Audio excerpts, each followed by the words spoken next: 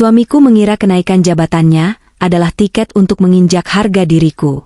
Dia memutus nafkah dan menghinaku sebagai benalu. Dia lupa, kemewahan yang ia nikmati selama ini bukanlah miliknya, melainkan milikku. Dan hari ini, aku mengambil semuanya kembali. Sebelum ceritanya dimulai, silakan tulis di kolom komentar dari daerah mana saja teman-teman yang menonton cerita ini. Jangan lupa like dan subscribe agar channel ini bisa semakin berkembang dan bisa mempersembahkan cerita yang lebih menarik lagi. Suara deru mesin mobil Pajero Sport terdengar memasuki halaman rumah. Itu mobilku, dibeli dengan uang warisan almarhum ayah 3 tahun lalu, tapi STNK dan BPKB-nya atas nama suamiku, Reza. Aku melakukan itu demi menjaga harga dirinya di depan teman-teman kantornya, agar dia terlihat sukses dan mapan. Namun sore ini, suara pintu mobil yang dibanting keras menandakan bahwa pemilik semu itu sedang dalam suasana hati yang meledak-ledak. Aku sedang duduk di ruang makan, menata piring untuk makan malam. Di ujung meja, ibu mertuaku, Ibu Sari, sedang asyik memakan kue nastar toples yang harganya cukup mahal. Ibu Sari sudah menginap di sini selama 2 minggu dengan alasan rindu cucu, padahal kami belum punya anak. Tapi aku tahu alasan sebenarnya adalah karena AC di rumah kontrakannya rusak dan dia enggan memperbaikinya. Pintu depan terbuka kasar.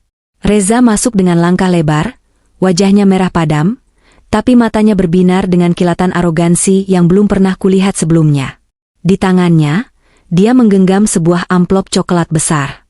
Tanpa melepas sepatu, dia berjalan lurus ke arah meja makan dan melemparkan amplop itu tepat di hadapanku. Amplop itu mendarat di atas piring kosong, menimbulkan bunyi, plak, yang cukup keras hingga membuat Ibu Sari terlonjak kaget. "Buka," perintah Reza dengan napas memburu. Aku menatapnya tenang, lalu perlahan membuka amplop itu. Di dalamnya ada surat keputusan resmi dari direksi perusahaan. Reza dipromosikan menjadi General Manager. Gajinya naik 3 kali lipat dari sebelumnya. "Alhamdulillah, Mas. Selamat ya," ucapku tulus. Aku hendak berdiri untuk menyalaminya, tapi Reza justru menepis tanganku kasar. "Simpan ucapan selamatmu," katanya dingin. Dia menarik kursi di hadapanku dan duduk dengan angkuh, menyilangkan kakinya. Sekarang, karena aku sudah jadi YM, statusku sudah berbeda. Lingkungan pergaulanku akan berbeda. Dan aku tidak bisa lagi menoleransi kebiasaan borosmu yang memuakan itu. Aku mengernyit bingung. "Boros? Mas, aku bahkan jarang belanja baju baru tahun ini." "Jangan mengelak," bentak Reza. Dia mengeluarkan ponselnya dan menunjukkan notifikasi tagihan kartu kredit. "Lihat ini, Rp1.500.000 untuk vitamin? Kau gila? Kau pikir aku ini mesin pencetak uang?" Aku menatap layar ponsel itu. "Mas, itu vitamin untuk program hamil yang disarankan dokter kandungan.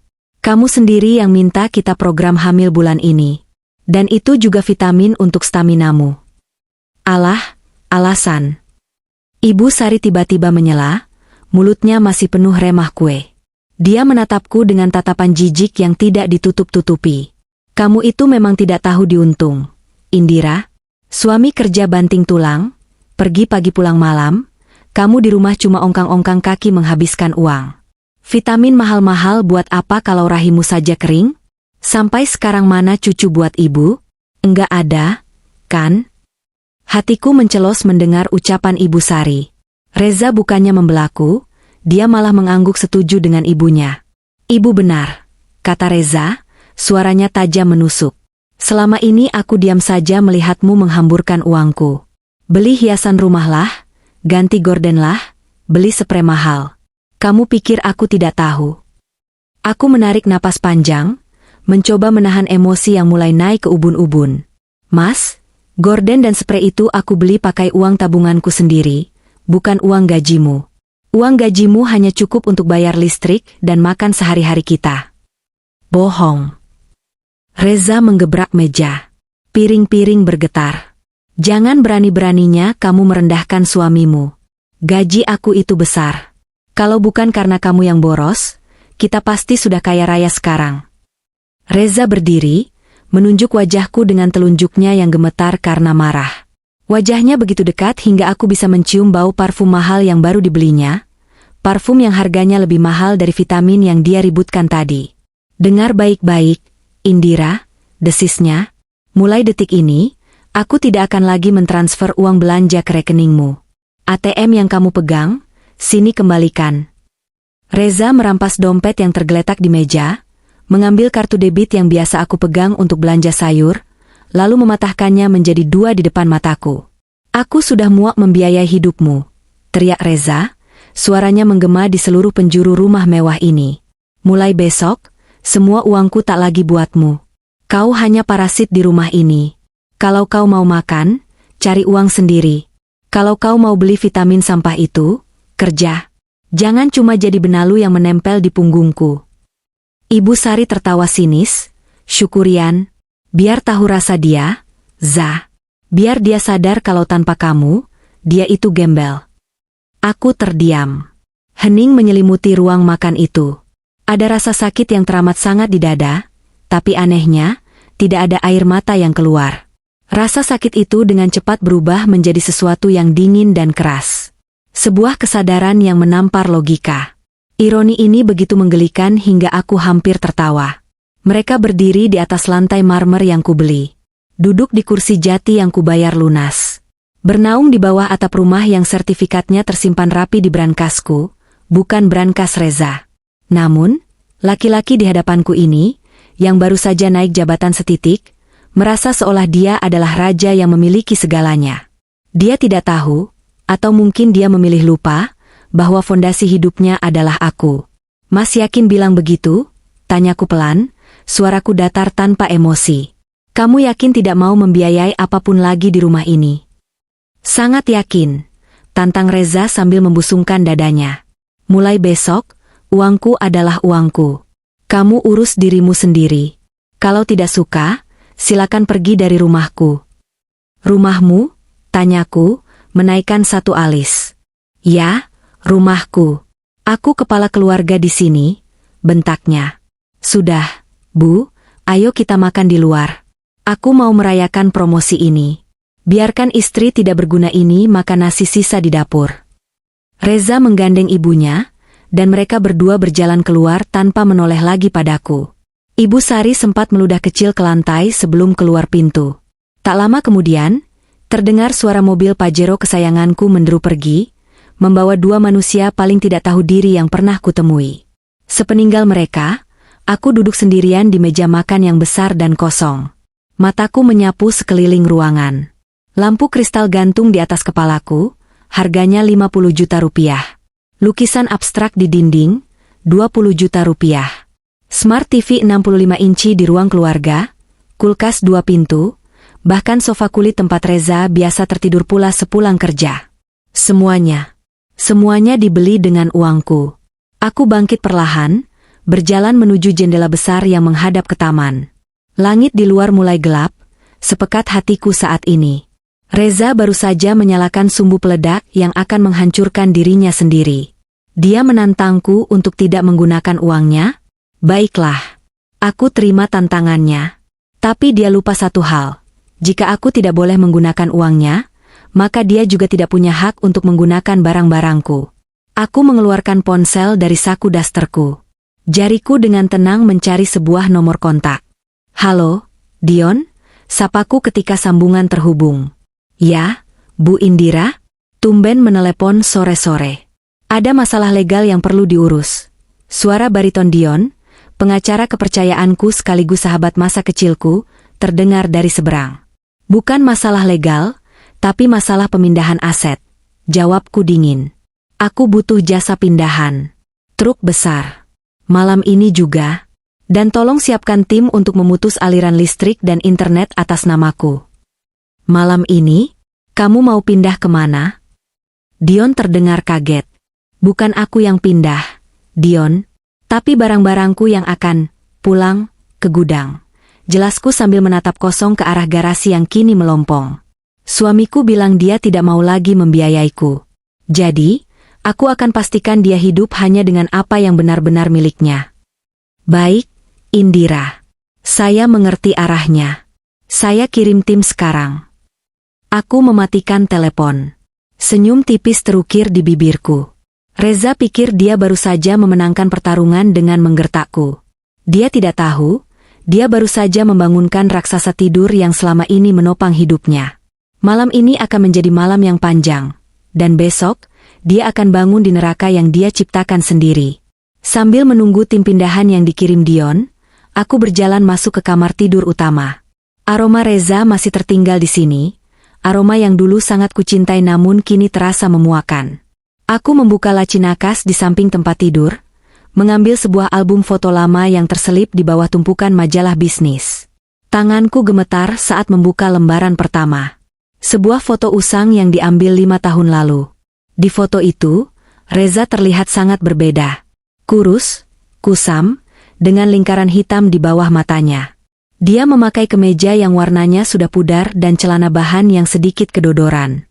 Di sampingnya, aku tersenyum lebar, merangkul lengannya dengan penuh harapan. Pikiranku melayang mundur, menembus lorong waktu ke masa itu. Masa di mana kebohongan besar ini dimulai. 5 tahun lalu, Reza bukanlah general manager yang sombong seperti sekarang. Dia adalah seorang pengangguran yang putus asa. Kami baru saja menikah siri, karena saat itu dia bilang belum punya biaya untuk pesta besar dan mengurus surat-surat. Aku yang naif dan sedang dimabuk cinta, menerima saja alasannya. Aku berasal dari keluarga yang cukup berada. Almarhum ayahku meninggalkan beberapa ruko dan saham di perusahaan swasta yang keuntungannya cukup untuk menghidupiku 7 turunan. Tapi ayah selalu mengajarkan kesederhanaan. Karena itu, aku tidak pernah memamerkan kekayaanku pada Reza. Aku ingin dia mencintaiku apa adanya, bukan karena hartaku. Sebulan setelah pernikahan siri kami, bencana itu datang. Malam itu hujan deras mengguyur Jakarta. Kami tinggal di kontrakan petak yang sempit karena Reza bersikeras ingin mandiri, menolak tawaranku untuk tinggal di apartemenku. Tiba-tiba pintu kontrakan digedor dengan brutal. "Buka!" Atau kami dobrak, teriak suara berat dari luar. Reza yang sedang tidur di sampingku langsung terbangun dengan wajah pucat pasi. Dia gemetar hebat, keringat dingin mengucur deras meski udara malam itu dingin. "Siapa itu, Mas?" tanyaku ketakutan. "Indira, tolong aku." Reza menangis, bersimpuh di kakiku. "Mereka penagih utang. Aku punya utang judi online, Indira. Bunganya menumpuk sampai 300 juta. Kalau aku tidak bayar malam ini, mereka akan menghabisiku." Duniaku runtuh saat itu. Suami yang kukira pekerja keras yang sedang sial mencari kerja, ternyata pecandu judi. Gedoran di pintu semakin keras, disertai suara kaca jendela yang pecah. Melihat Reza yang meringkuk seperti anak kecil ketakutan, rasa iba mengalahkan akal sehatku. Aku tidak bisa membiarkan suamiku mati konyol. Aku menyuruh Reza sembunyi di kamar mandi, lalu aku membuka pintu. 3 orang preman bertubuh besar berdiri di sana, siap mengobrak-abrik isi rumah. Malam itu, demi menyelamatkan nyawa Reza, aku melakukan hal yang seharusnya tidak kulakukan. Aku mentransfer uang tabungan pribadiku, uang yang seharusnya kugunakan untuk modal usaha butik impianku, kepada bos rentenir itu. 300 juta rupiah melayang dalam sekejap hanya untuk menebus kesalahan Reza. Saat preman-preman itu pergi, Reza keluar dari kamar mandi dan memeluk kakiku. Dia menangis terseduh-seduh, bersumpah demi Tuhan tidak akan menyentuh judi lagi. Dia berjanji akan bekerja keras, akan membahagiakanku, akan mengganti semua uangku berlipat ganda. "Jangan bilang siapa-siapa, Indira," pintanya memelas saat itu. "Terutama ibuku. Jangan sampai ibu tahu aku punya utang judi. Tolong jaga kehormatanku. Bilang saja uang itu hasil tabungan kita berdua."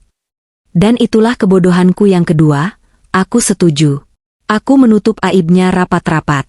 Sejak saat itu, aku mulai menggunakan koneksi keluargaku secara diam-diam. Aku meminta pamanku, yang kebetulan memiliki saham di perusahaan tempat Reza melamar kerja, untuk memprioritaskan lamaran Reza. Tentu saja tanpa sepengetahuan Reza. Dia diterima kerja, dan dia mengira itu murni karena kemampuannya. Aku membiarkannya percaya pada kebohongan itu demi membangun kepercayaan dirinya. Tahun demi tahun berlalu. Karir Reza menanjak. Sebagian besar karena aku sering memberi masukan tentang strategi bisnis di rumah, masukan yang dia klaim sebagai idenya sendiri di kantor. Tapi seiring dengan naiknya jabatan, sikapnya berubah drastis. Rasa terima kasih yang dulu dia ucapkan sambil menangis, perlahan menguap. Dia mulai merasa hebat. Dia mulai lupa bahwa jas yang dia pakai untuk wawancara kerja pertama kali adalah pemberianku. Dia lupa bahwa mobil yang dia pakai untuk pergi ke kantor adalah mobilku.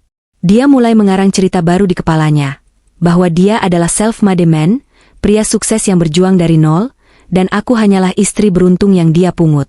Yang paling menyakitkan adalah peran Ibu Sari. Mertuaku itu tidak pernah tahu soal utang judi Reza. Yang dia tahu, anaknya adalah malaikat tanpa celah. Reza, dalam usahanya menutupi masa lalu kelamnya, seringkali mengambing hitamkan aku di depan ibunya. Indira minta uang lagi. Bu, pusing aku, keluh Reza suatu hari di telepon, padahal saat itu dia sedang meminjam uangku untuk memodifikasi mobilnya. Indira malas masak. Bu, adunya di lain hari, padahal aku baru saja selesai memasak rendang kesukaannya tapi dia malah makan di luar bersama teman-temannya. Kebohongan demi kebohongan itu menumpuk menjadi gunung es yang keras. Reza telah mencuci otaknya sendiri. Dia benar-benar percaya bahwa dia yang membiayai segalanya. Dia tidak sadar bahwa gaji bulanannya yang dia banggakan itu seringkali habis di tengah bulan untuk gaya hidupnya yang sok sosialita, dan sisa hari dalam bulan itu ditutup oleh uang dari investasi pribadiku. Listrik, air, belanja bulanan, servis mobil, bahkan baju-baju bermerek Ibu Sari, semua keluar dari dompetku. Aku menutup album foto itu dengan kasar. Kenangan itu tidak lagi membuatku sedih, tapi membuatku jijik. Jijik pada diriku yang dulu terlalu bodoh, dan jijik pada Reza yang tidak tahu malu. Suara klakson truk terdengar di depan rumah. Tim Dion sudah datang. Aku berdiri, menatap pantulan diriku di cermin rias yang besar, cermin yang juga akan kuangkut malam ini. Wajah di cermin itu bukan lagi wajah Indira yang naif 5 tahun lalu. Ini adalah wajah Indira yang sudah terbangun dari tidur panjangnya. Kau bilang aku parasit, Mas? Bisikku pada bayangan di cermin. Mari kita lihat apa yang terjadi pada Inang ketika dia kehilangan parasit yang selama ini justru memberinya nutrisi. Aku berjalan keluar kamar menyambut para pekerja. Selamat malam, Bu Indira, sapa ketua tim pindahan. Apa saja yang harus kami angkut? Aku tersenyum lebar, menunjuk seisi ruangan yang penuh barang mewah itu. Semuanya, Pak, kecuali lantai dan dinding. Angkut sofa, meja makan, televisi, kulkas, kompor, kasur, lemari, gorden, karpet, bahkan bohlam lampu kristal itu.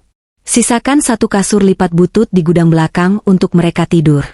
Oh, dan jangan lupa, angkut juga semua pakaian laki-laki di lemari utama dan pakaian wanita tua di kamar tamu yang mereknya Zara dan Uniqlo, karena bon pembeliannya masih ada di namaku.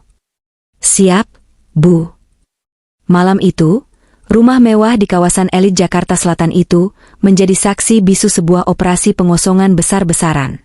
Dalam waktu 4 jam, rumah yang tadinya hangat dan penuh perabotan mahal, berubah menjadi gua kosong yang dingin dan bergema.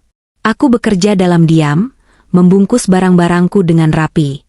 Setiap lakban yang kurekatkan terasa seperti membalut luka hatiku, menutup masa lalu untuk selamanya. Ketika truk terakhir berangkat, jam menunjukkan pukul 2 pagi.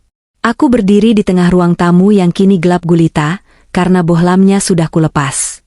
Hanya cahaya bulan yang masuk dari jendela tanpa gorden. Aku menempelkan sebuah sticky note berwarna kuning cerah di dinding putih yang kosong melompong. Tulisan tanganku di sana singkat namun padat, jawaban atas teriakan Reza sore tadi.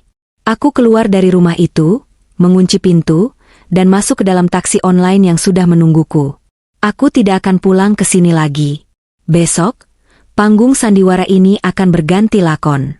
Sang ratu telah meninggalkan istana palsu ini, dan menyisakan reruntuhan bagi sang raja gadungan. Tunggu sampai besok sore, Mas. Saat kau pulang dan melihat kerajaanmu yang sebenarnya. Sebelum badai besar itu meletus di meja makan, saat Reza melempar amplop gajinya dan menghinaku sebagai parasit, sebenarnya aku sudah memegang sebuah rahasia. Sebuah rahasia yang jauh lebih berbahaya daripada sekadar perselingkuhan biasa. Rahasia ini kutemukan tepat 1 minggu sebelum hari penghinaan itu, di sebuah pagi yang mendung, saat ketidaktelitian Reza membuka gerbang neraka bagi dirinya sendiri. Selasa pagi minggu lalu, suasana rumah terasa buru-buru. Reza bangun kesiangan. Dia panik, berteriak-teriak mencari dasi merah marun kesayangannya, sambil menyalahkan aku yang katanya tidak becus menyiapkan perlengkapannya. Padahal, dasi itu sudah tergantung rapi di balik pintu lemari, tertutup oleh jas yang ia ambil sembarangan. Aku berangkat. Jangan lupa nanti malam jangan masak yang aneh-aneh, perutku lagi nggak enak.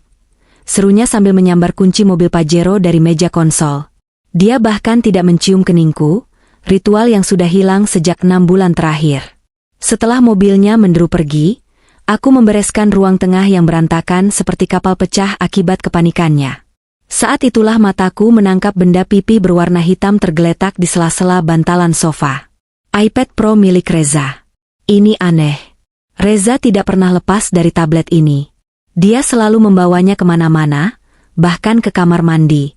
Dia bilang itu berisi dokumen rahasia perusahaan yang tidak boleh dilihat siapapun. Biasanya, benda ini terkunci rapat dengan paskode dan Face ID. Namun hari itu, mungkin karena terburu-buru, dia meninggalkannya begitu saja. Awalnya, aku tidak berniat membukanya. Aku ingin menjadi istri yang menghormati privasi suami. Aku berniat menyimpannya di laci meja kerjanya sampai dia pulang. Tapi, tepat saat aku hendak mengangkat tablet itu, layar menyala. Sebuah notifikasi pesan masuk muncul di layar kunci. B. Work. Sayang, meeting nanti jadi di hotel biasa kan? Aku udah kangen banget. Oh ya, soal transferan 50 juta buat DP apartemen gimana? Developer butuh hari ini. Jantungku berhenti berdetak sesaat. Darah di tubuhku seolah surut ke kaki, membuatku lemas seketika. Sayang? Hotel? DP apartemen? Tanganku gemetar hebat saat meraih tablet itu. Otakku berputar cepat, mencoba menyangkal, tapi hati kecilku berteriak bahwa firasat burukku selama ini benar. Aku mencoba membuka kuncinya. Pas kode. Aku mencoba tanggal pernikahan kami, 101.019. Wrong passcode. Aku mencoba tanggal lahirnya. Salah. Aku mencoba tanggal jadian kami. Salah. Aku memejamkan mata, mencoba berpikir seperti Reza yang sekarang. Reza yang egois, narsis, dan gila hormat. Aku mengetikkan satu kombinasi angka, 111.111. Angka satu semua, karena dia selalu ingin menjadi nomor satu. Klik. Layar terbuka. Betapa sederhananya, dan betapa menyedihkannya. Aku langsung masuk ke aplikasi pesan instan berwarna hijau itu. Kontak bernama B. Work berada di urutan teratas dengan ratusan pesan yang belum dibaca. Aku membuka percakapan itu, dan seketika itu juga, duniaku yang kupertahankan dengan sabar selama 5 tahun, hancur berkeping-keping. B. adalah Bella. Sekretaris baru di divisi Reza yang sering dia ceritakan sebagai karyawan magang yang agak lamban tapi mau belajar. Ternyata, pelajaran yang diajarkan Reza bukan soal pekerjaan. Aku membaca pesan-pesan mereka sambil menahan mual. Mereka bukan hanya berselingkuh. Mereka menertawakanku. Reza, sabar ya sayang, si benalu di rumah itu lagi minta jatah bulanan. Males banget aku lihat mukanya yang sok polos. Kalau bukan karena dia pinter ngurus rumah, udah aku tendang dari dulu. Bella, iya mas, sabar ya. Nanti kalau kamu udah naik jabatan jadi YM, kita bisa langsung kick dia kan? Kita butuh rumah yang lebih privat.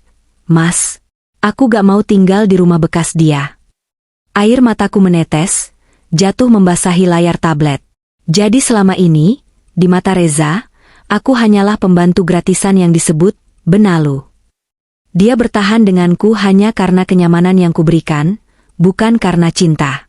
Tapi, rasa sakit hati itu segera berubah menjadi kengerian saat aku membuka file lampiran yang dikirimkan Bella 2 hari sebelumnya. Judul filenya, Draft Budgeting Project X, Revisi Final. Kenapa sekretaris mengirim draft anggaran lewat chat pribadi, bukan email kantor? Insting bisnisku, warisan dari ayah, langsung menyala. Aku membuka file itu.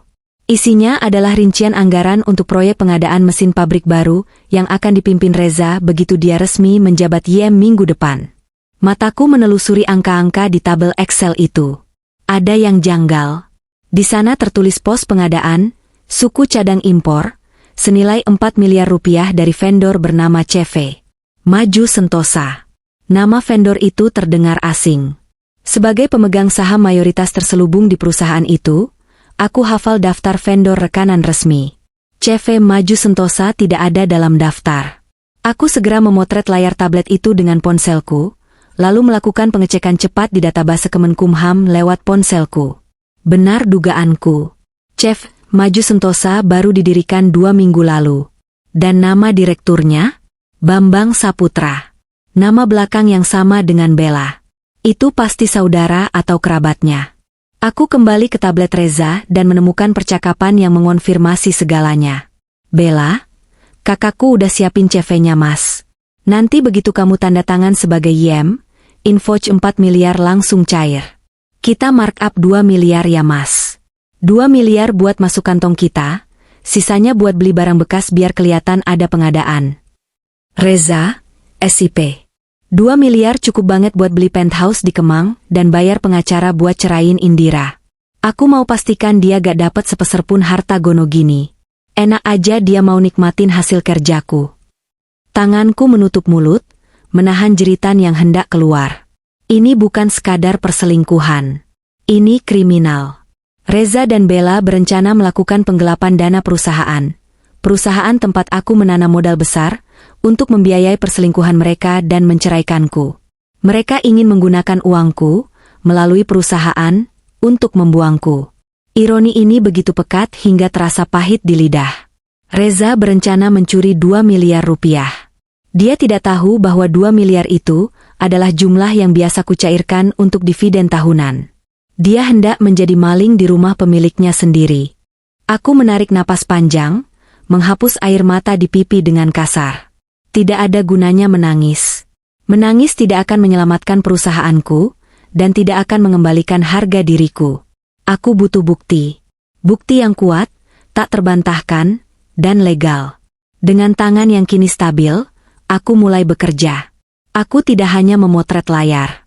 Aku membuka fitur cloud storage di tablet Reza, menyinkronkan semua data percakapan dan dokumen itu ke dalam private cloud milikku. Aku menyalin rekaman suara, foto-foto vulgar mereka, dan yang paling penting, file Excel rencana korupsi itu. Proses penyalinan memakan waktu 10 menit yang terasa seperti 10 tahun. Jantungku berpacu setiap kali mendengar suara kendaraan lewat di depan rumah, takut Reza tiba-tiba pulang karena sadar tabletnya tertinggal. Begitu proses selesai, aku menghapus jejak sinkronisasi. Aku meletakkan tablet itu kembali ke sela-sela sofa, persis di posisi dan kemiringan yang sama seperti saat aku menemukannya. Layarnya kumatikan. Aku berdiri, menatap tablet hitam itu seperti menatap ular berbisa yang sedang tidur. Senjata itu kini sudah berpindah tangan.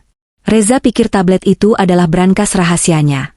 Padahal kini tablet itu adalah pemicu bom waktu yang dia gendong kemana-mana. Siang itu, ketika Reza menelepon dengan panik menanyakan tabletnya, aku menjawab dengan nada paling polos dan bodoh yang bisa kubuat. Tablet? Oh, yang hitam itu ya, Mas?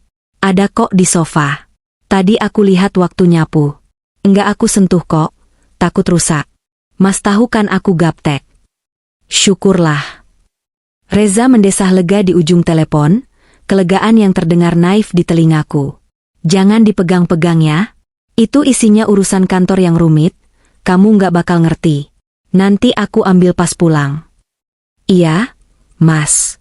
Hati-hati kerjanya, jawabku lembut. Aku mematikan telepon dan menatap pantulan wajahku di cermin lorong. Wajah istri penurut itu perlahan memudar, digantikan oleh wajah seorang wanita yang sedang menyusun strategi perang. Kau benar, Mas. Isinya memang urusan kantor yang rumit. Dan aku sangat mengerti. Sangat mengerti bagaimana cara menggunakannya untuk menghancurkanmu. Itulah senjata yang kupunya. Senjata yang kusimpan rapat selama 1 minggu, menunggu momen yang tepat. Dan momen itu datang sore ini, saat kau berteriak lantang bahwa kau tidak lagi butuh uangku. Baiklah, Reza. Mari kita lihat seberapa hebat YM baru ini bertahan hidup tanpa uang curian dan tanpa istri yang selama ini menopangnya. Kembali ke masa kini. Waktu menunjukkan pukul 3 dini hari. Aku sedang duduk di sofa bludru berwarna krem di sebuah presidential suite hotel bintang 5 di kawasan Kuningan. Jendela kaca besar di hadapanku menampilkan pemandangan kota Jakarta yang gemerlap, kontras dengan kegelapan yang baru saja kurasakan beberapa jam lalu di rumah yang kini kosong itu. Di meja marmer di hadapanku, terhampar berbagai dokumen, laptop yang menyala, dan 2 cangkir kopi hitam yang masih mengepul. Di seberang meja, duduk Dion, pengacaraku. Dia baru saja selesai memeriksa dokumen digital yang kusalin dari tablet Reza seminggu yang lalu. Wajah Dion yang biasanya tenang dan penuh senyum, kini terlihat kaku dan serius. Rahangnya mengeras. Bajingan, gumam Dion pelan, meletakkan kacamata bacanya di meja. Maaf, Indira. Sebagai pengacaramu aku harus objektif. Tapi sebagai temanmu dari TK, aku cuma bisa bilang suamimu itu bajingan kelas kakap. Rencana penggelapan dana ini terstruktur sekali. Kalau kamu tidak menemukannya, perusahaan bisa rugi miliaran dan dia bisa lolos begitu saja. Aku menyesap kopiku, merasakan pahit yang hangat menjalar di tenggorokan. Karena itu aku memanggilmu, Yon. Aku tidak mau hanya bercerai. Cerai itu terlalu mudah buat dia. Dia ingin membuangku setelah menguras hartaku. Aku akan pastikan dia tidak punya apa-apa lagi untuk dibuang. Operasi pengosongan rumah sudah selesai 100%. Lapor Dion, membuka tabletnya sendiri. Barang-barang sudah masuk gudang penyimpanan aman. Rumah itu sekarang lebih kosong dari rumah hantu. Bahkan stafku bilang mereka mencopot pegangan tisu toilet sesuai instruksimu. Aku tersenyum tipis. Bagus. Itu rumahku, dibeli dengan uang warisan ayah sebelum aku menikah dengannya. Secara hukum, itu harta bawaan. Dia tidak punya hak 1 sentimeter pun di sana. Sekarang, mari kita bicara soal keuangan. Dion mengangguk dan membuka file baru di laptopnya. Sesuai protokol aset yang kamu minta. Mari kita cek satu persatu. Kartu kredit? Tanyaku. Reza memegang 2 kartu kredit platinum dan 1 black card. Semuanya adalah kartu tambahan, suplementari, yang induknya ada di rekeningmu. Limit gabungannya 1 miliar, jelas Dion. Aku sudah menelepon pihak bank prioritas 5 menit yang lalu. Atas kuasamu, semua kartu itu sudah diblokir permanen dengan alasan penyalahgunaan pemegang kartu tambahan. Bagus, ujarku dingin. Biarkan dia merasakan malunya ditolak mesin EDC saat mau mentraktir pelacurnya makan siang besok. Lalu, akses rekening operasional, lanjut Dion. Rekening yang dia pakai untuk gaji sebenarnya rekening bersama, tapi sumber dana utamanya dari transferan bulananku, kan? Tanyaku memastikan. Gajinya sendiri kan kecil sebelum promosi ini. Betul. Saldo di sana ada sekitar 200 juta. Itu akumulasi dari uang yang kamu masukkan untuk tabungan rumah. Tarik semuanya, perintahku tegas. Sisakan saldo minimal ban, Rp50.000. Itu uangku. Aku punya bukti transfer masuk setiap bulan. Dia bilang uangnya bukan buatku? Oke, berarti uangku juga bukan buat dia. Dion mengetik dengan cepat. Bunyi touch keyboard memecah kesunyian kamar hotel. Selesai. Dana sudah dipindahkan ke rekening pribadimu yang aman. Sekarang dia praktis bangkrut, Indira. Dia tidak punya uang cash. Dompetnya kosong karena kamu ambil kartu debitnya tadi sore, dan kartu kreditnya mati. Belum cukup, kataku sambil berdiri, berjalan menuju jendela. Aku menatap lampu-lampu jalan di bawah sana. Dia masih punya jabatan. Dia masih merasa hebat karena besok adalah hari pertamanya sebagai general manager. Dia masih punya harapan akan uang korupsi 2 miliar itu. Soal itu, Dion memutar kursi kerjanya menghadapku. Kita harus hati-hati. Kita tidak bisa langsung lapor polisi sekarang. Kalau kita lapor sekarang, dia belum melakukan kejahatannya. Itu baru percobaan atau rencana. Hukumannya ringan. Aku berbalik menatap Dion. Aku tahu. Makanya kita biarkan dia masuk perangkap. Besok ada rapat direksi, kan? Rapat pelantikan dia sekaligus persetujuan anggaran proyek baru itu. Ya, jam 10 pagi. Semua direktur akan hadir, termasuk Pak Komisaris Utama yang juga pamanmu. Aku akan datang, putusku, Dion terbelalak. Kamu mau datang ke rapat? Sebagai apa? Istri Yem. Bukan, jawabku tajam. Sebagai pemilik saham mayoritas PT Cipta Karya. Sudah saatnya aku keluar dari balik layar. Selama ini aku menggunakan nama perusahaan Cangkang, Holding Company, untuk menutupi identitasku agar Reza tidak minder. Tapi besok, aku akan duduk di kursi pimpinan rapat. Dion tersenyum lebar, senyum yang kali ini penuh kekaguman. Itu brilian. Kau akan membiarkan dia mempresentasikan rencana korupsinya di depanmu. Tepat sekali. Biarkan dia presentasi. Biarkan dia dengan bangga mengajukan vendor fiktif CV Maju Sentosa itu. Begitu dia menyerahkan dokumen itu secara resmi di rapat, itu sudah menjadi bukti niat jahat dan pemalsuan dokumen yang sah di mata hukum. Saat itulah, aku mengepalkan tangan kananku di udara, lalu membukanya perlahan seolah meledakkan sesuatu. Kita hancurkan dia. Klimaks yang dramatis, komentar Dion. Tapi, Indira, kamu siap mental? Kamu akan melihat dia hancur di depan mata kepala sendiri. Lelaki yang pernah kamu cintai. Pertanyaan Dion membuatku terdiam sejenak. Apakah aku siap? Aku mengingat kembali wajah Reza tadi sore. Wajah yang penuh kebencian saat menunjukku. Wajah yang sama yang kulihat di foto-foto mesranya dengan Bella. Rasa cinta itu sudah lama mati, digerogoti oleh kebohongan demi kebohongan. Yang tersisa hanyalah rasa kasihan dan keinginan untuk menegakkan keadilan, karma. Aku tidak akan menghancurkan dia, Yon, jawabku pelan namun tegas. Dia sudah menghancurkan dirinya sendiri saat dia memutuskan untuk mengkhianatiku. Aku hanya menjadi tangan Tuhan untuk mengantarkan konsekuensinya. Aku kembali duduk di sofa. Satu hal lagi, utilitas rumah. Oh, ya, listrik, air, internet. Semuanya atas namamu.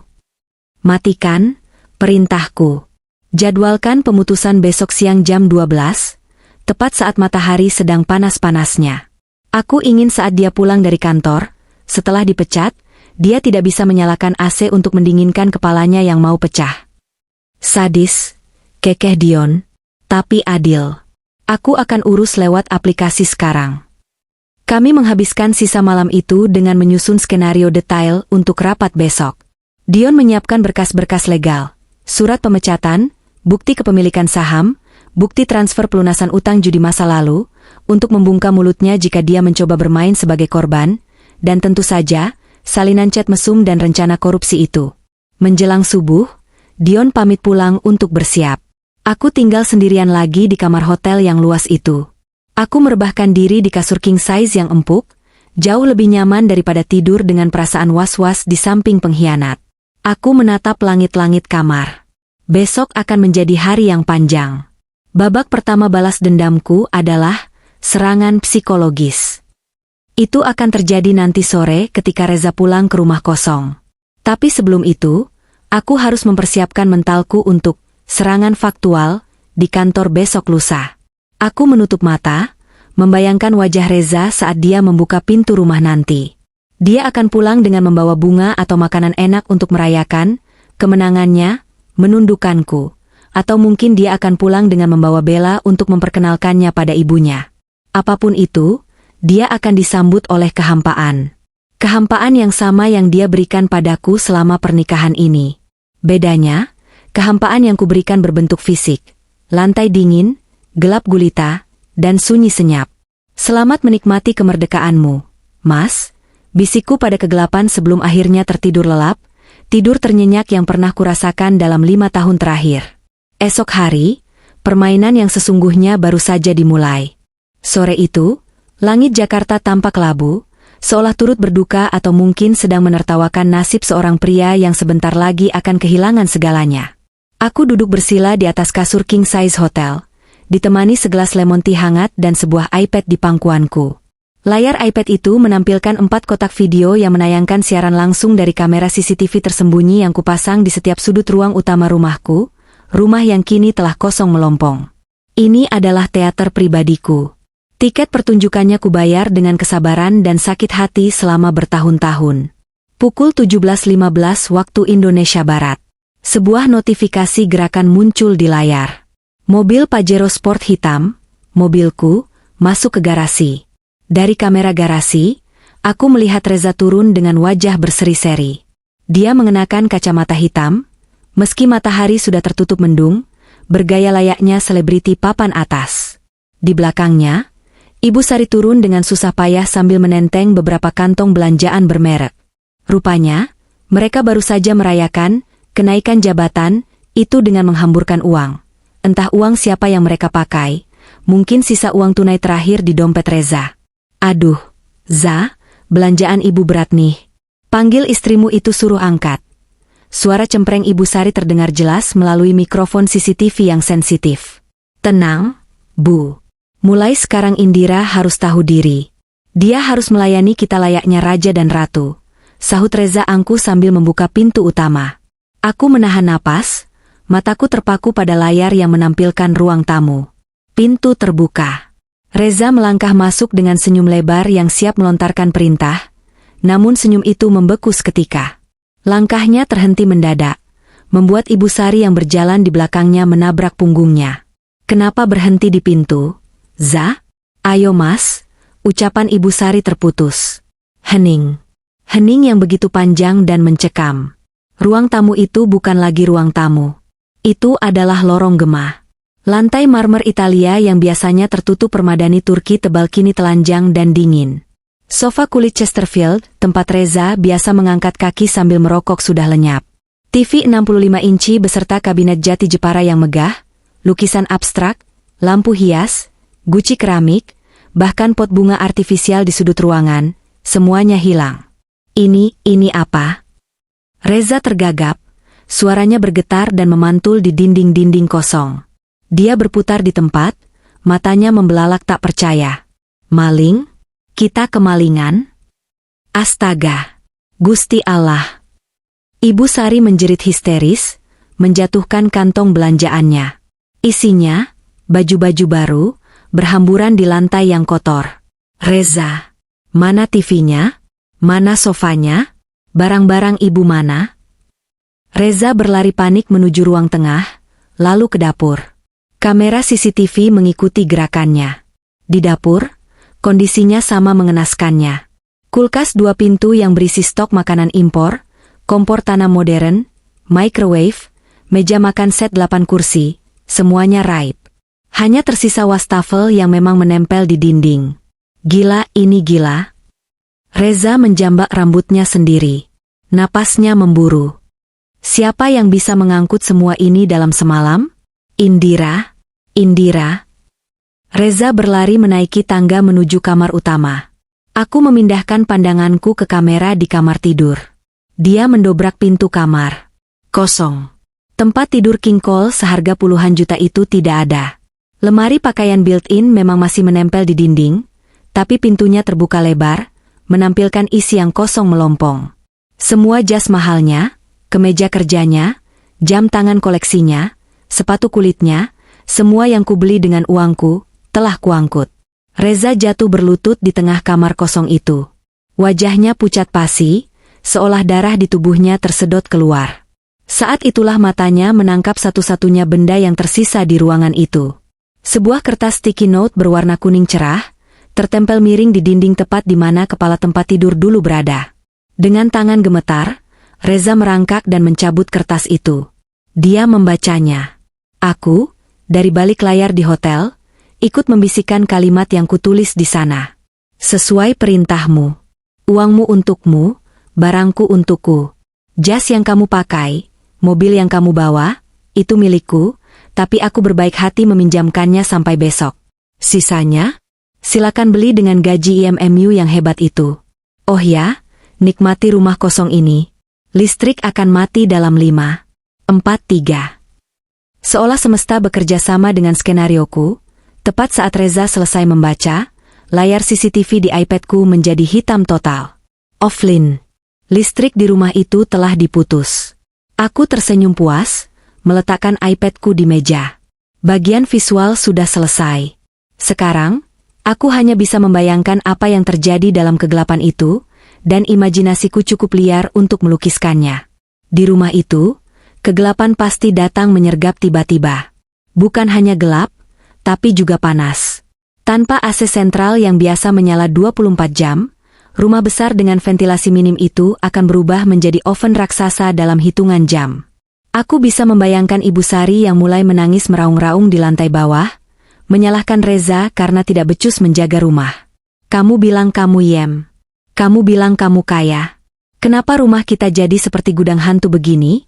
Teriakannya pasti menggema, memekakan telinga. Reza pasti panik.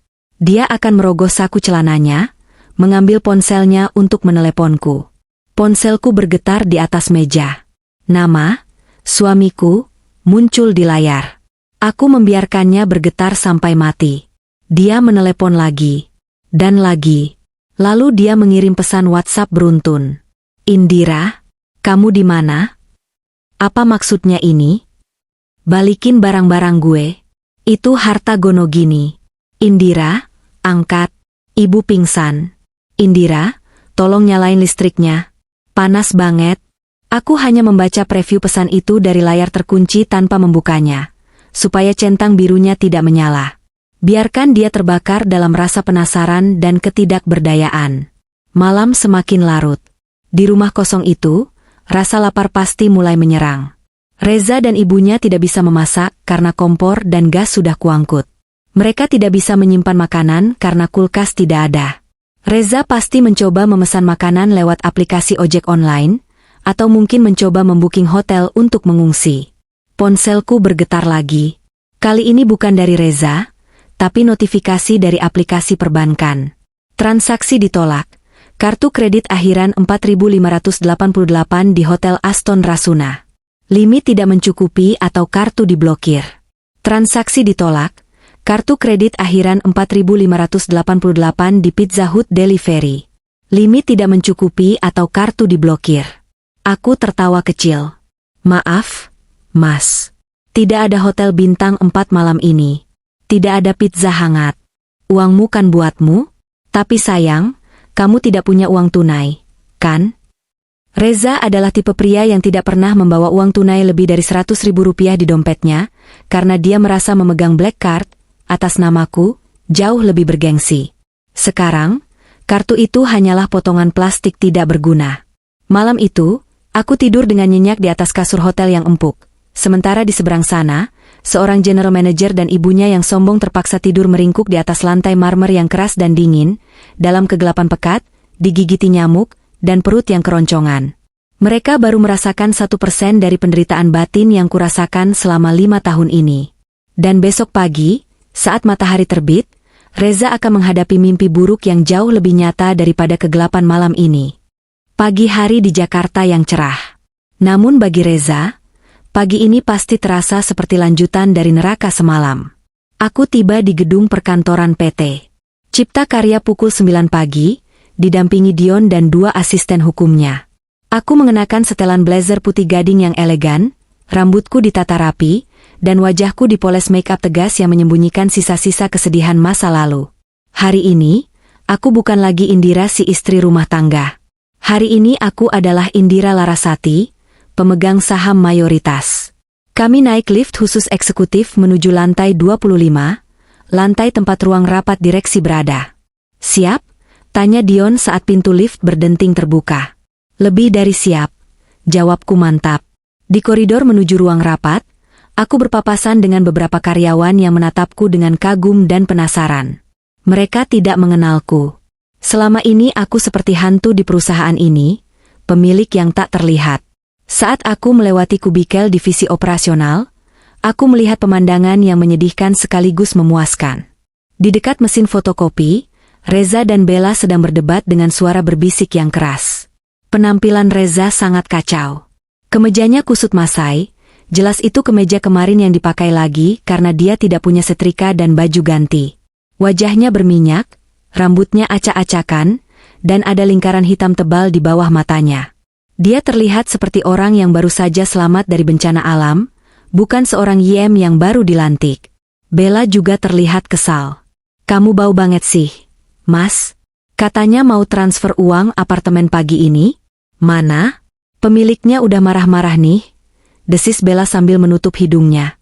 Sabar dong, Bel. Kamu nggak tahu semalam rumahku dirampok istri gila itu. Semua kartuku diblokir. Reza membela diri dengan panik. Tunggu rapat ini selesai.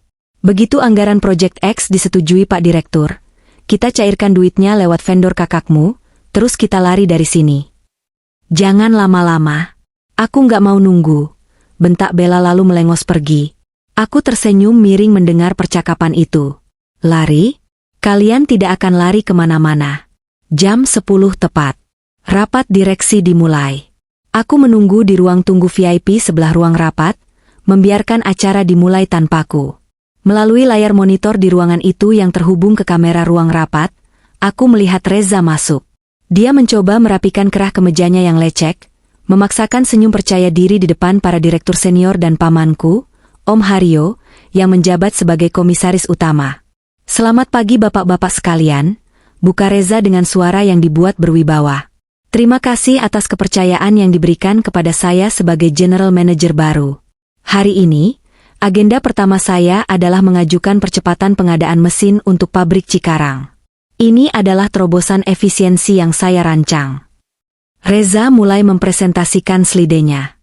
Dia berbicara dengan lancar, penuh bualan manis tentang efisiensi dan profit. Para direktur mengangguk-angguk, tampak terkesan. Sampai akhirnya Reza sampai di slide kuncinya, rincian anggaran. Untuk pelaksanaannya, saya merekomendasikan CV. Maju Sentosa sebagai vendor tunggal, karena mereka menawarkan harga yang paling kompetitif dengan kualitas impor. Ujar Reza mantap. Di layar, angka 4 miliar rupiah terpampang besar. Itulah tandanya. Aku memberi kode pada Dion. Sekarang, Dion membuka pintu ruang rapat lebar-lebar. Aku melangkah masuk dengan bunyi hak sepatu stiletoku yang mengetuk lantai kayu dengan irama mengintimidasi. Maaf mengganggu interupsi, dongeng, pagi ini. Suaraku membelah keheningan ruangan. Semua kepala menoleh. Reza ternganga. Matanya nyaris keluar saat melihatku. Indira, ngapain kamu di sini? Ini rapat tertutup. Satpam. Usir wanita gila ini, teriak Reza panik, wajahnya memerah karena malu dan marah. Tapi tidak ada satpam yang bergerak. Sebaliknya, Om Haryo berdiri dari kursi komisaris utama dan tersenyum hormat padaku. Selamat datang, Ibu Indira. Silakan duduk di kursi pimpinan. Apa? Ibu Indira? Pimpinan? Reza bingung, menatap pamanku dan aku bergantian. Pak Haryo, dia ini cuma istri saya. Dia ibu rumah tangga biasa. Dia menyusup. Tutup mulutmu, Reza, bentak Om Haryo. Kau yang tidak tahu diri. Perkenalkan, ini Ibu Indira Larasati. Pemilik 65% saham perusahaan ini. Dia bos besarmu yang sebenarnya. Dunia Reza runtuh detik itu juga. Kakinya goyah, dia harus berpegangan pada pinggiran meja agar tidak ambruk. Wajahnya berubah dari merah menjadi putih pucat seperti mayat. Saham mayoritas? Tapi. Aku berjalan perlahan mendekati Reza, lalu berdiri di samping layar proyektor yang masih menampilkan angka 4 miliar itu. Lanjutkan presentasimu, Pak General Manager, kataku dingin, menatap matanya tajam. Jelaskan kepada kami, kenapa perusahaan saya harus mengeluarkan 4 miliar untuk CV. Maju Sentosa? Sebuah CV yang baru berdiri 2 minggu lalu, yang berkantor di sebuah ruko kosong di Bekasi, dan direkturnya adalah Bambang Saputra, kakak kandung dari selingkuhanmu, Bella. Reza tercekik. Keringat dingin sebesar biji jagung mulai bercucuran di pelipisnya. Itu tidak benar, saya sudah verifikasi. Verifikasi apanya? Potongku cepat. Dion maju dan membagikan map merah kepada seluruh direktur di meja itu. Di map itu ada bukti percakapan WhatsApp antara kamu dan Bella. Jelasku lantang, suaraku bergema penuh otoritas.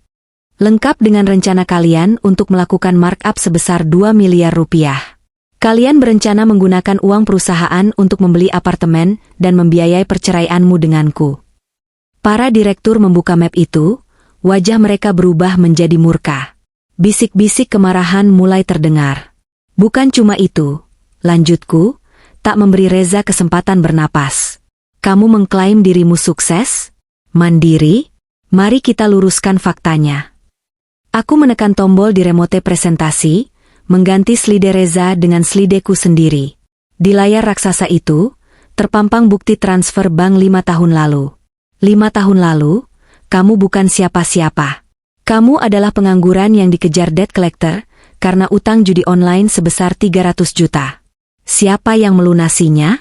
Saya. Siapa yang memasukkanmu ke perusahaan ini lewat jalur khusus? Saya. Aku melangkah maju selangkah lagi, membuat Reza mundur ketakutan hingga punggungnya menabrak papan tulis. Kamu menghina saya kemarin sore. Kamu bilang uangmu tak lagi buatku. Kamu bilang aku parasit. Faktanya, Reza, kamulah parasit itu. Kamu hidup dari uangku, bekerja di perusahaanku, naik jabatan karena koneksiku, dan sekarang mencoba mencuri uangku lagi. Aku menatapnya dengan rasa jijik yang murni. Tidak ada lagi cinta, tidak ada lagi kasihan. Pria di depanku ini hanyalah sampah yang terbungkus jas kusut. Mas, tolong dengar dulu. Reza mencoba meraih tanganku, air mata mulai menggenang di matanya yang merah. Aku hilaf, Endir. Aku cuma main-main sama Bella. Aku cinta sama kamu. Jangan begini, Endir. Kita bicara di rumah ya. Rumah yang mana? Tanyaku sinis. Rumah kosong yang gelap itu? Atau rumah masa depanmu di sel penjara? Aku menoleh ke arah Dion. Pak Dion, silakan. Dion mengangguk, lalu berbicara dengan nada formal.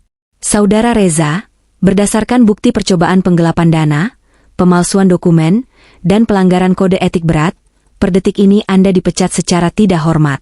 Selain itu, kami juga sudah melaporkan kasus ini ke pihak kepolisian atas tuduhan penipuan dan penggelapan dalam jabatan. Pintu ruang rapat terbuka lagi. Kali ini, 2 orang polisi berseragam masuk, diikuti oleh kepala keamanan kantor yang menyeret Bella. Bella menangis meraung-raung, make-upnya luntur berantakan. Mas Reza, tolong aku. Mereka bilang aku mau ditangkap. Jerit Bella histeris. Reza tidak bisa menolong siapa-siapa. Dia sendiri gemetar saat polisi memborgol tangannya. Dia menatapku dengan tatapan memelas, tatapan yang sama seperti 5 tahun lalu saat dia bersembunyi di kamar mandi kontrakan. Tapi kali ini, aku tidak akan membuka pintu untuk menyelamatkannya. Indira, istriku tolong. Rintihnya saat digiring polisi. Istrimu sudah mati kemarin sore, saat kau membunuh perasaannya. Jawabku datar. Bawa dia pergi. Reza dan Bella diseret keluar dari ruang rapat, melewati koridor kantor yang kini dipenuhi ratusan karyawan yang menonton. Sorakan cemooh dan bisik-bisik terdengar riuh. Penghinaan yang dia berikan padaku kemarin, kini berbalik menghantam wajahnya 1000 kali lipat lebih keras. Aku berdiri tegak di ruang rapat yang kini hening kembali. Para direktur menatapku dengan rasa segan dan hormat yang baru. Aku menarik napas panjang, merasakan beban berat di dadaku terangkat. Perang ini dimenangkan dalam 1 kali serangan telak. Karirnya hancur, reputasinya busuk, kebebasannya hilang. Tapi ini belum berakhir. Masih ada 1 babak lagi. Babak penghakiman terakhir di depan keluarga besar dan masyarakat, untuk memastikan tidak ada lagi tempat bagi mereka untuk menyembunyikan wajah.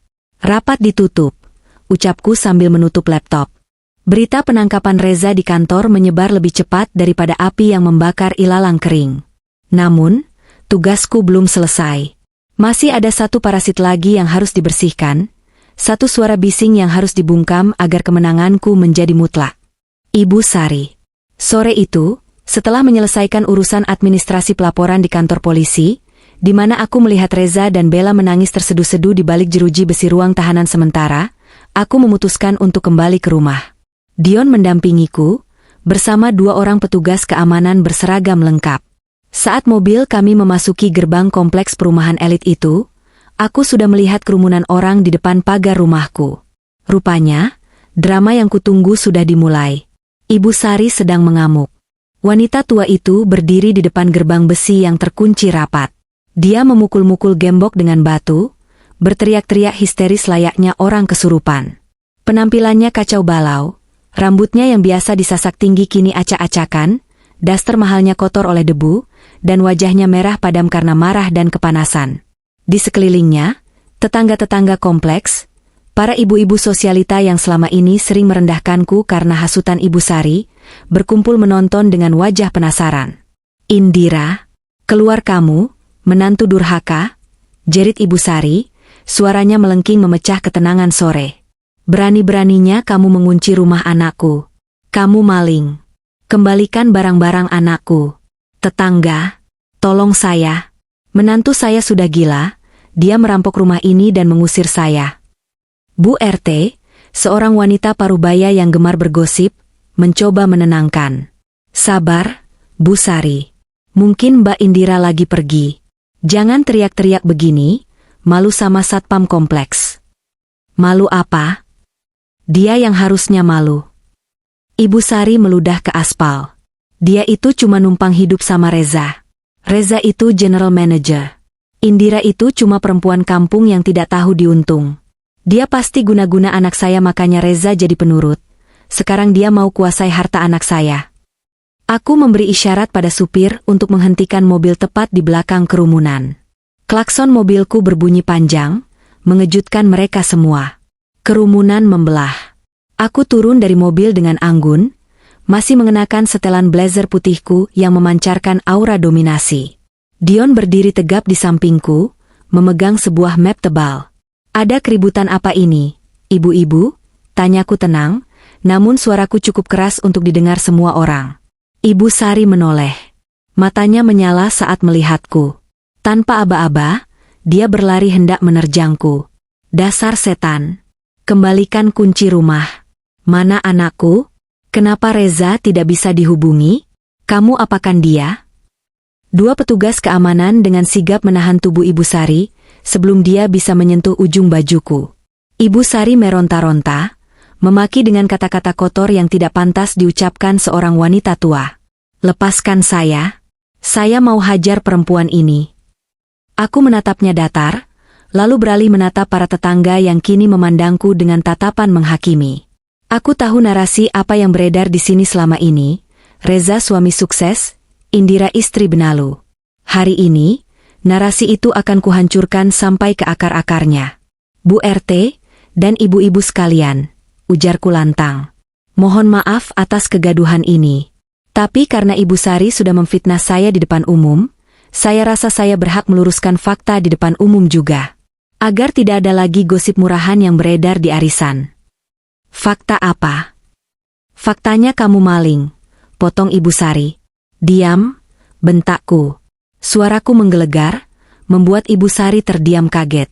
Ini pertama kalinya dalam 5 tahun aku membentaknya. Aku mengambil map dari tangan Dion, dan mengangkat sebuah dokumen berbingkai hijau. "Ibu Sari bilang ini rumah anaknya? Lihat ini." Aku membuka sertifikat tanah dan bangunan itu, memperlihatkan nama pemilik yang tertera di sana kepada Bu RT dan tetangga lainnya. "Bacakan, Bu RT. Siapa nama pemilik rumah ini?" pintaku. Bu RT menyipitkan mata, membaca tulisan di sertifikat itu. "Indira Larasati. Hak milik." Gumaman kaget terdengar dari kerumunan. "Loh, bukannya Pak Reza yang beli?" bisik seorang tetangga. "Tidak," jawabku tegas. "Rumah ini saya beli lunas 3 tahun lalu dengan uang warisan ayah saya. Reza tidak menyumbang 1 rupiah pun. Bahkan untuk bayar listrik dan air bulanannya saja, dia sering menunggak dan saya yang lunasi." Ibu Sari wajahnya pucat, tapi dia masih mencoba mengelak. "Halah, paling kamu paksa Reza balik namakan? Dasar licik. Mana mobil Pajero anakku? Kamu sembunyikan di mana?" Aku tertawa sinis. Aku mengeluarkan BPKB mobil dari map yang sama. "Mobil? Ini BPKB-nya. Atas nama siapa?" "Indira Larasati. Mobil itu saya beli tunai untuk operasional Reza supaya dia tidak malu ketemu klien. Tapi apa balasannya? Dia pakai mobil itu untuk berselingkuh dengan sekretarisnya." "Bohong," teriak Ibu Sari, meski suaranya mulai gemetar. "Anakku anak soleh. Dia tidak mungkin selingkuh. Kamu yang tidak becus melayani suami." "Oh, ibu mau bukti anak ibu soleh?" Aku mengangguk pada Dion. Dion mengeluarkan sebuah tablet dan memutar rekaman suara. rekaman percakapan Reza dan Bella di mobil yang terekam lewat dashcam yang terhubung ke cloudku. Suara Reza terdengar jelas lewat speaker tablet yang volumenya dimaksimalkan. Males banget pulang ke rumah. Bel, ketemu si Indira muka tembok itu. Mending uang bonus ini kita pakai check-in di hotel aja ya. Ibuku juga rese, minta duit mulu, padahal utang judiku yang dulu aja Indira yang lunasin. Keheningan yang mencekam menyelimuti kompleks itu. Wajah Ibu Sari berubah menjadi abu-abu. Lututnya lemas. Dia mendengar sendiri suara anak kebanggaannya menghinanya. Judi? Tanya Bu RT kaget. Betul, sahutku. 5 tahun lalu, Reza terlilit utang judi online 300 juta rupiah. Preman mendatangi kontrakan kami. Saya yang melunasi semuanya agar Reza tidak dibunuh.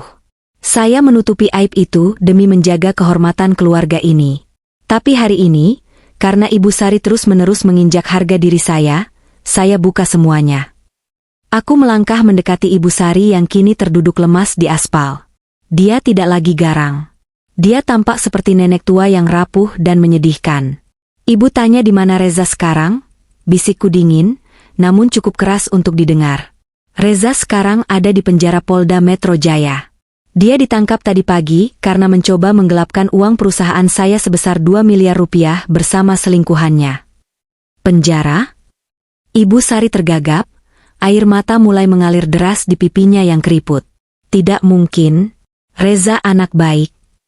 Reza kriminal, Bu. Dan dia menjadi seperti itu karena ibu selalu menuntut dia menjadi kaya tanpa peduli caranya. Ibu yang mendidik dia menjadi monster yang tidak tahu diri. Aku berdiri tegak, menatap sekeliling. Jadi, bapak-bapak, ibu-ibu, dan Pak Satpam. Mulai detik ini, saya melarang keras wanita ini dan keluarganya menginjakan kaki di properti saya.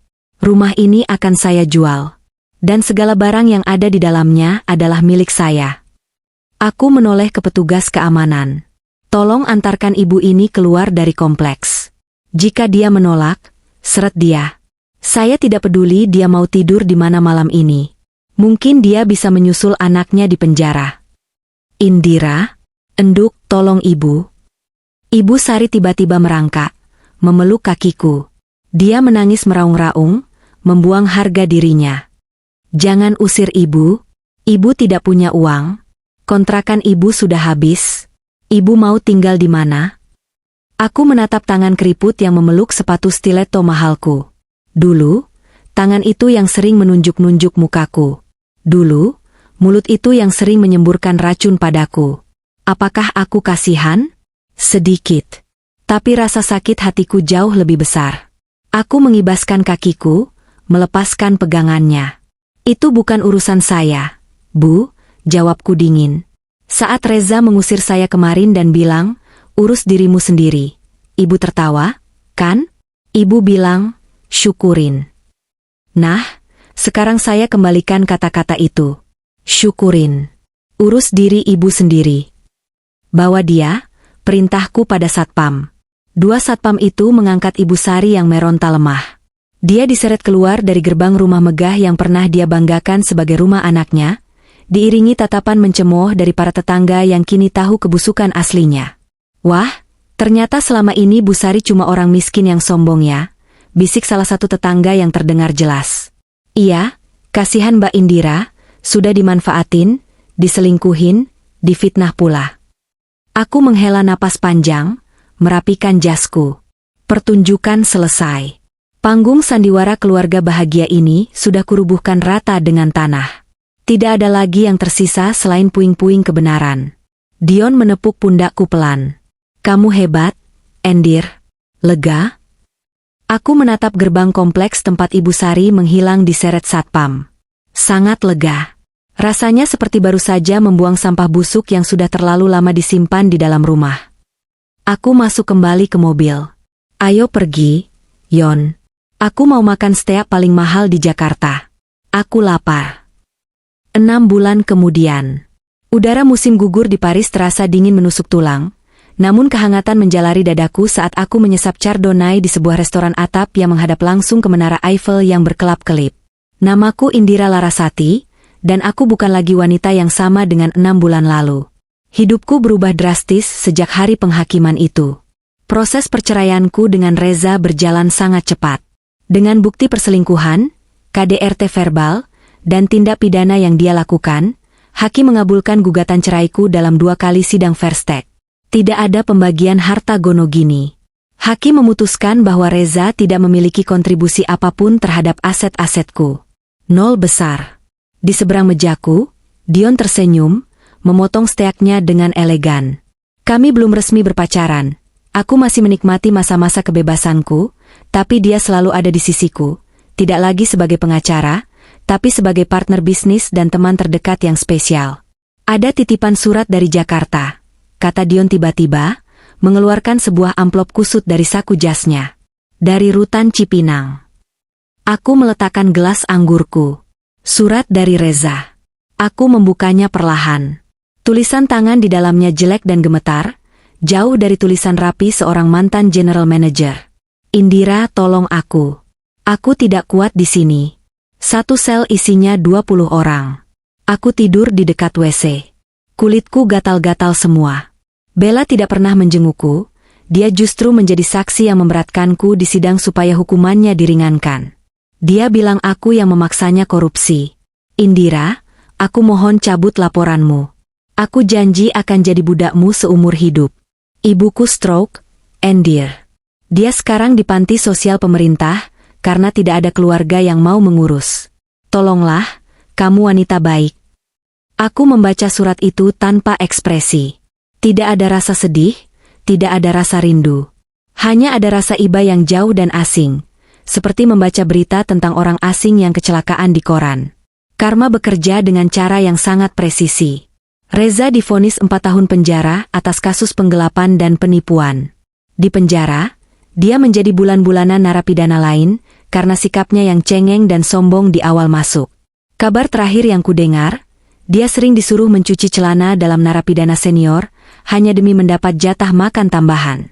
Sang raja kini menjadi pelayan terendah. Bella, nasibnya tak kalah tragis. Meskipun hukumannya lebih ringan, 1,5 tahun, karena dia mengajukan diri sebagai justice kolaborator, reputasinya hancur total. Namanya di blacklist oleh Asosiasi HRD di seluruh Indonesia. Tidak ada perusahaan yang mau mempekerjakan sekretaris pengkhianat. Pacar barunya, yang katanya kaya raya, meninggalkannya begitu kasus ini mencuat. Terakhir kudengar, dia bekerja sebagai pemandu lagu di sebuah karaoke pinggiran kota untuk menyambung hidup. Dan Ibu Sariah, wanita malang itu. Setelah diusir dari kompleks, dia luntang-lantung menumpang di rumah kerabat jauhnya. Tapi karena tabiatnya yang suka mengatur dan mulutnya yang tajam, dia diusir lagi. Serangan stroke ringan membuatnya lumpuh separuh badan. Karena Reza di penjara dan tidak ada biaya, Dinas Sosial akhirnya membawanya ke panti jompo milik pemerintah. Di sana, dia menghabiskan hari-harinya di atas kasur tipis, sendirian, tanpa ada yang menjenguk, meratapi nasib dan memanggil-manggil nama anak kebanggaannya yang tak kunjung datang. Aku merobek surat dari Reza itu menjadi potongan-potongan kecil, lalu memasukkannya ke dalam asbak di meja. Kamu tidak mau membalasnya? Tanya Dion. Aku menggeleng, menyalakan korek api dan membakar potongan kertas itu. Aku melihat api melahap tulisan-tulisan penuh penyesalan itu hingga menjadi abu. Tidak perlu, jawabku. Masa lalu sudah terbakar habis. Yon, aku tidak punya waktu untuk mengurus puing-puing. Dion tersenyum, mengangkat gelasnya. Kalau begitu, mari bersulang. Untuk apa? Aku mengangkat gelasku, mendentingkannya pelan dengan gelas Dion. Suara kling kristal beradu terdengar merdu, jauh lebih indah daripada suara teriakan Reza 6 bulan lalu. Untuk investasi, jawabku sambil tersenyum lebar, mataku berbinar memantulkan cahaya kota Paris. Untuk investasi terburuk yang pernah kubuang, suamiku, dan untuk investasi terbaik yang sedang kujalani sekarang, diriku sendiri. Aku menyesap wainku. Rasanya manis, segar, dan bebas. Perusahaan PT Cipta Karya kini berkembang pesat di bawah kendaliku langsung. Aku membersihkan semua jajaran manajemen lama yang korup dan menggantinya dengan profesional muda yang berintegritas. Profit perusahaan naik 200%. Aku bukan lagi istri di balik layar. Aku adalah CEO, aku adalah pemilik tahta, dan yang paling penting, aku adalah wanita yang bahagia. Reza pernah berkata, mulai besok semua uangku tak lagi buatmu. Dia benar. Uangnya memang tidak buatku, karena dia tidak punya uang. Tapi uangku sekarang sepenuhnya untukku, untuk membahagiakan diriku, dan untuk membangun masa depan yang cerah tanpa bayang-bayang parasit. Malam semakin larut di Paris, tapi bagiku, matahari baru saja terbit.